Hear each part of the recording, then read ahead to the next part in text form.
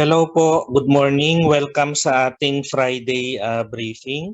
So, hindi na natin patatagalin. To start, I'm going to share my screen with you and hopefully maliwanag po yung naririnig yung boses ko, no? So, ito po.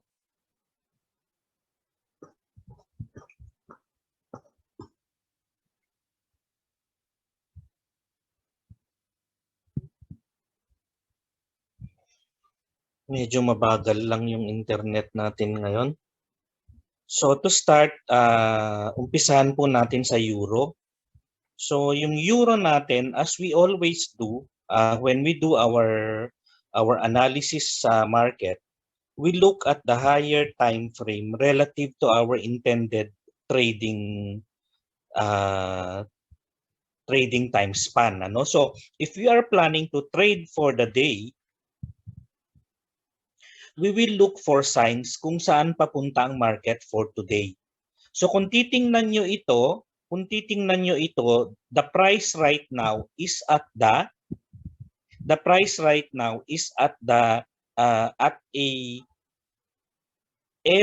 an area of value in terms of your daily chart. So pagka ganito po siya, nasa area of value siya, tapos hindi pa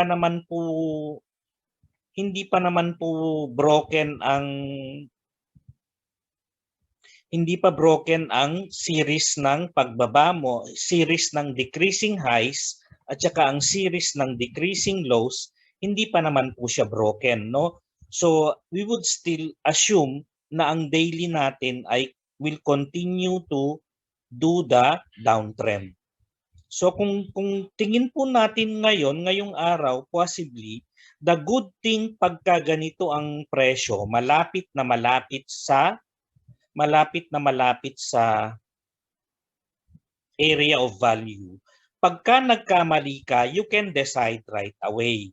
Kaya po sinasabi ko lagi sa inyo na pagpapasok tayo sa market, it should always be in the context of an area of value. It should be tangential or it should be at least on the area of value. Dahil kung wala, you will be forced to tolerate losses until it reaches an area of value where it can where you are able to make an informed decision pagka nilagpasan niya yon. So dito po, ito po ay area of value. So it is actually an area of opportunity to sell. So kung titingnan mo yung yung price mo kanina po yan, an hour ago, nandito po yan. So if it made a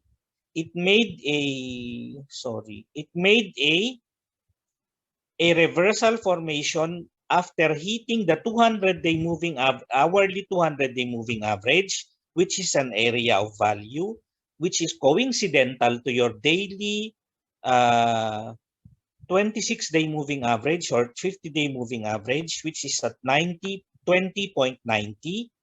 Ayan po. So dito po, I would say to be conservative about this, nung nag-decide ka, how do you decide to get in the market with this kind of price action? So dito, nung nag-close po siya dito, dito ka na pumasok nung nag-open siya. So the price would have been something around opening price niyan, 1.2088. So nung 2088, nakapaglagay ka sana ng selling mo kasi nung nag-close siya, nag-confirm yung kanyang engulfing pattern after hitting an area of value kasi ito, pwede mong sabihin na false break yan. Yan. So why false break? I discussed that in advanced classes. So dito,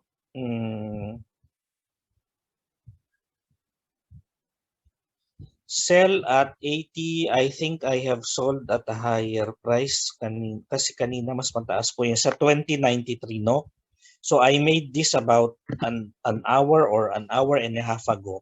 So ang selling is 2093, but I just explained to you, itong mga ito are reference prices lang. The important thing is you are able to capture the concept of how we enter the market dun sa mga pinag-e-explain ko kanina, no?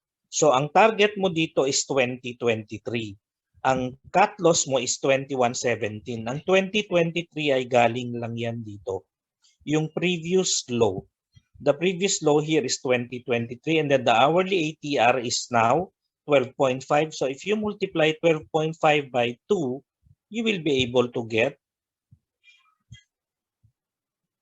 25. So kung wala na pong katanungan dyan, we can now move on sa USD-JPY. Ang USD-JPY naman po, kung papansinin ninyo ay bababa o aakyat.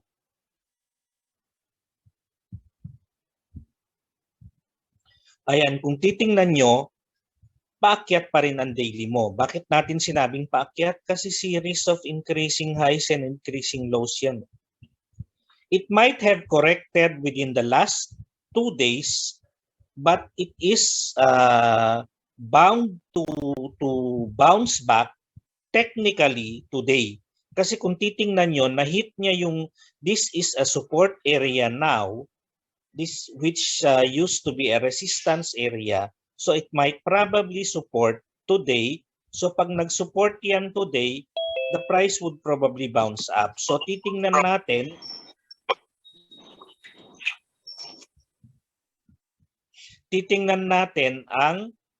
ang area of value kung saan tayo pwedeng mag-buy ng Japanese yen, no? So titingnan mo ito, this is a support area coming from this previous resistance here.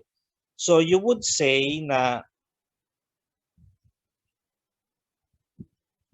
I would say this would be an area to buy, or kung titingnan mo yung 4 hours mo, let's just confirm it.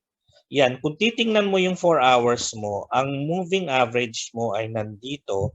So that would have been an area to buy also. It's at 105.61 or at 105.65. Ito or ito. No? So maliit lang naman ang diferensya. Pwede mo siyang patulan dito sa 105.65. Pero lumagpas na siya, 72 ang presyo ngayon. Ay, sorry. Ito, 105.65. Ang target mo is 106.90. Ang layo naman ng 106.90 kasi po, yung 106.90, 105.65, yung 106.90 is just the 38.2 extension ng the entire run from this point up to this point. You get the 38.2 extension, you will come up with the 106.90. Kung bakit natin ginawa yan, kung bakit yan ang ginawa nating basis for the possible run up of Japanese yen for today, again, I discussed that sa ating advanced classes po. Kasi hindi naman po lahat dinidiscuss ko dito. Ano po? So kung ayaw nyo pong mag-advanced classes sa atin, it's up to you to research kung ano yung mga research materials nyo na pwede nyo gamitin dyan. Marami naman pong mga resources sa internet. Everything is in the internet now. So next natin is GBP-USD. So yung GBP-USD natin ay ang daily mo, paakyat pa rin ba? Ang daily mo ay paakyat pa rin kasi series of increasing highs and increasing lows pa rin. So I remember few days ago, I said this might be a rising tree methods or falling tree methods. I'm not sure. Ano? Basta it is a continuation pattern. So nasabi ko po yan. So ito, lumabas siya. Yun nga lang, dalawa lang na bar ang lumabas. We were expecting for at least 3. So premature yung kanyang pag-akyat. So intact pa rin yung daily mo na up. So ngayong araw, if we are going to look for opportunities ng ano mo, it could probably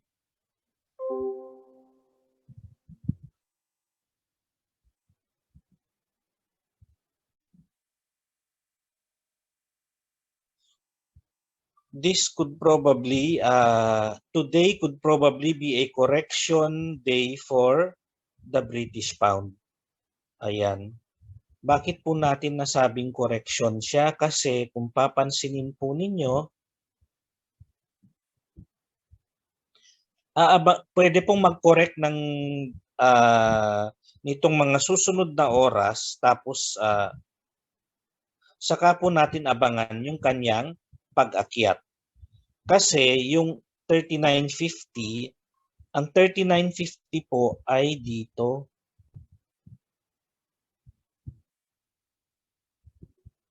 Since nasa gitna tayo, we will look at the smaller time frame.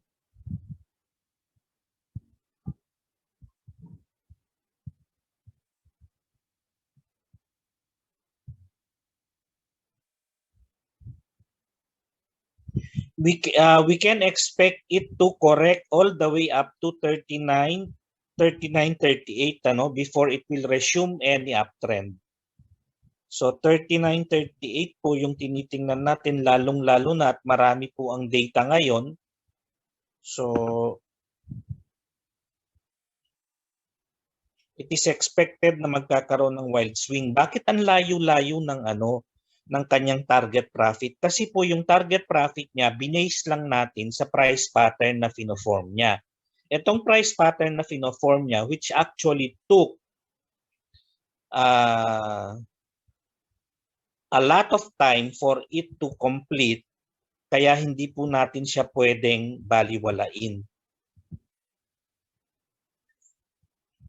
Ayan po, it's one big saucer formation. Kung nakita nyo, meron ka lang dito, may abnormal lang na breakout dito, pero it's still a valid saucer formation. So yung saucer formation mo, ang sinasabi niyan, kung ano yung pinanggalingan niya dito, yun din yung kanyang pupuntahan. Kaya po ang naging sukat ko ay ito.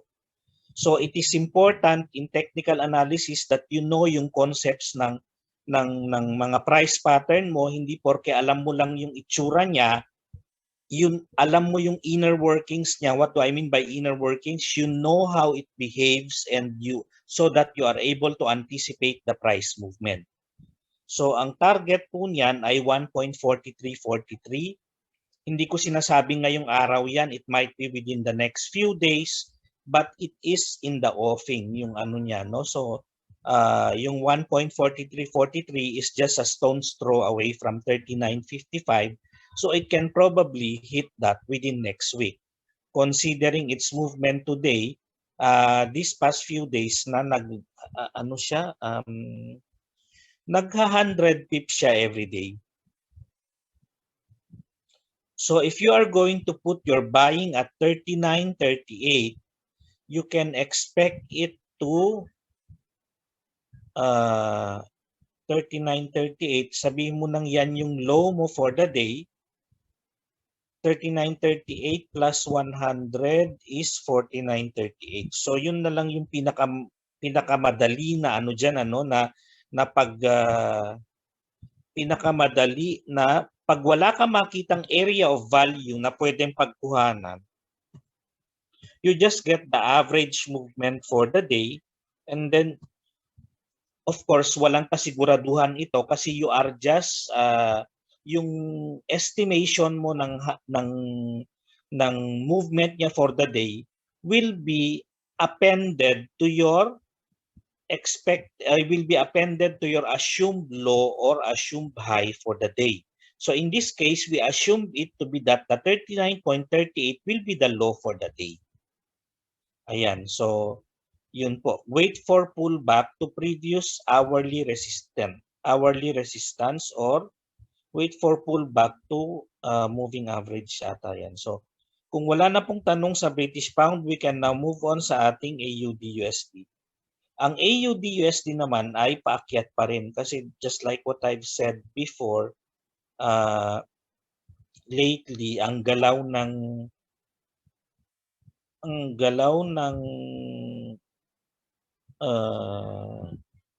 British Pound at saka ng AUD ay halos halos nagsusunuran lang sila, no?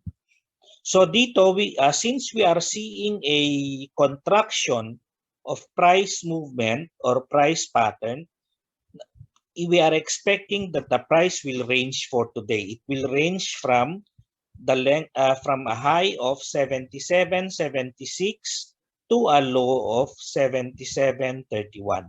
So yun lang po yung ine-expect natin for today.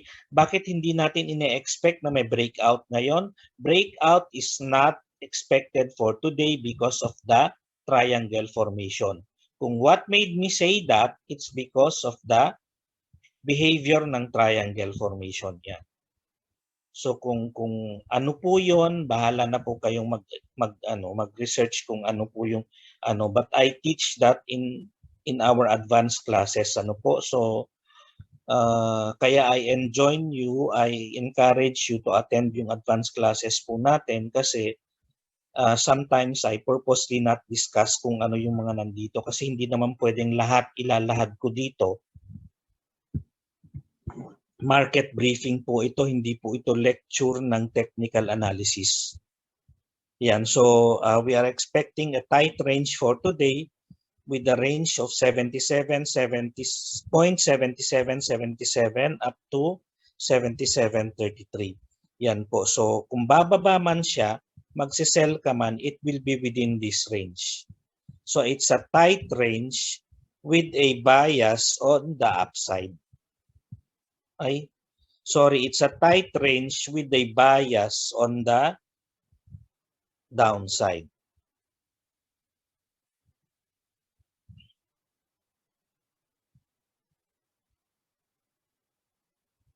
So yun po yung AUD-USD natin. Ang gold naman natin ngayon ay mukhang pababa pa rin, no? So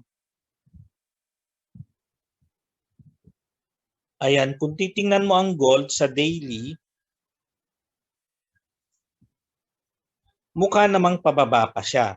Lalong-lalo na at yung kanyang decreasing peaks and decreasing lows ay intact pa rin, ano? So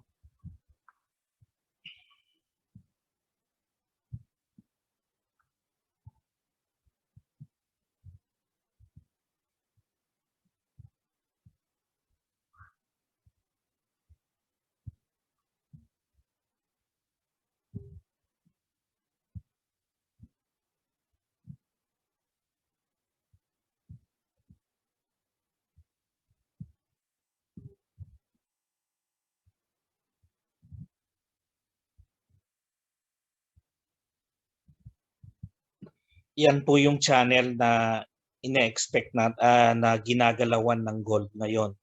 So pagka sumobra man siya dito, so we are expecting a rebound from the price action ngayon sa gold kasi umabot na siya sa support.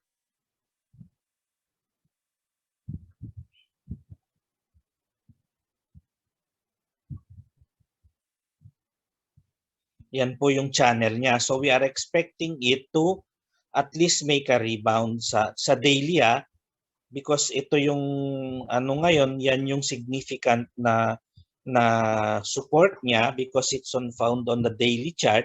So if you go to 4-hour smaller time frame chart, titingin ka ngayon ng possible na range ng kanyang kung saan siya magre-rebound. Because that is the area where you would want to sell. So dito, it could probably make a correction up to 1776.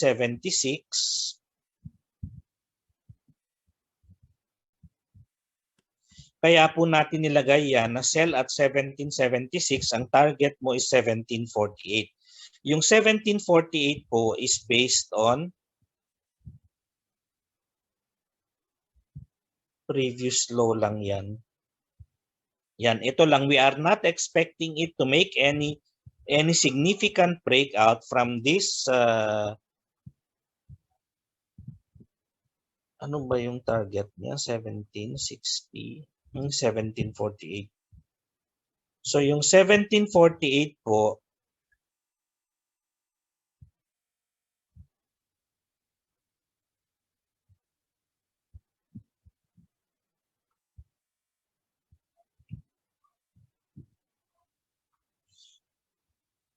if ever it will, I'll just take note of this, itong low na ito dito. Kasi this is also an area of support or a resistance because dito nag-resist siya tapos nag-support siya. Just to show you. Yan. Kita nyo, nag-resist, nag-support. Tapos tumakbo ng paakyat. So we are expecting it to at least make a support or find a support at this level. Kaya po 1746.53 yan.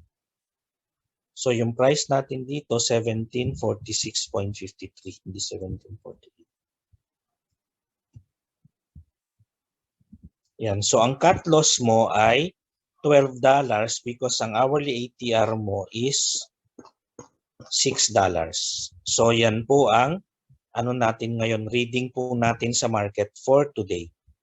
So kung wala na pong tanong dyan, we can now move on sa ating economic calendar. So at least we will know what to expect in the market for today. So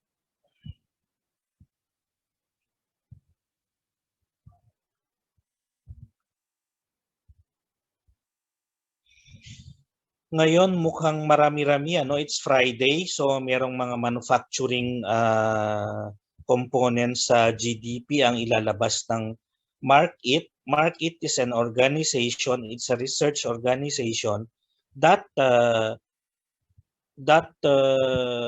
supplies data, economic data to either big companies or to sovereign governments. So yan po ang trabaho ng kumpanyang yan. This is a company, ang Markit.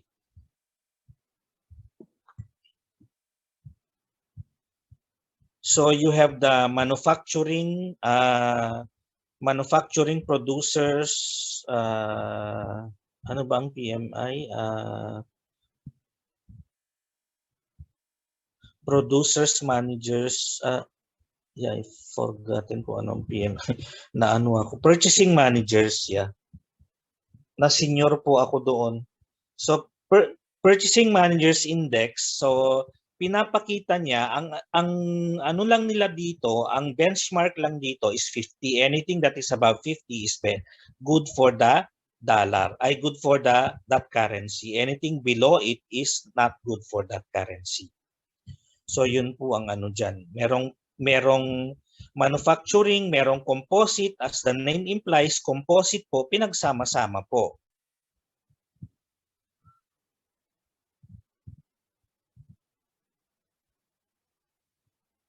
Manufacturing and services ang pinagsama, pero dito manufacturing lang sa isa manufacturing, yung isa manufacturing and services, kaya po yan composite.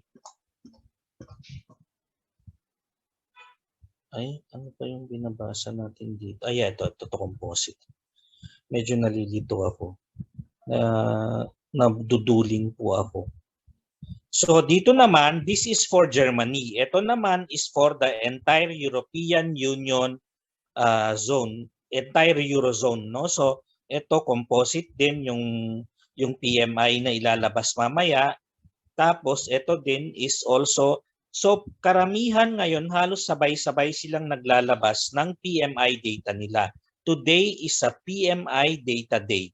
So sa US meron din mamayang gabi, meron din silang manufacturing, meron din silang services, Purchasing Managers Index to, no? So ano ba ang Purchasing Managers Index? Ang Purchasing Managers Index shows the activity of companies in purchasing equipments needed for the production of their products.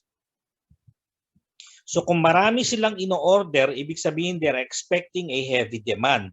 Kung wala silang ino-order, they're expecting a doldrum in the market. So ibig sabihin yan, it will also spell that consumption will go down to whatever as because of whatever factor, no?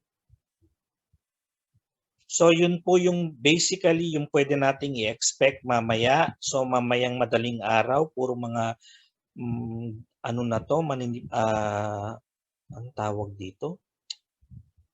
Yung namumutla na yung kulay, so halos wala na ring gaanong impact sa market, no? So ito lang yung mga high impact sa market.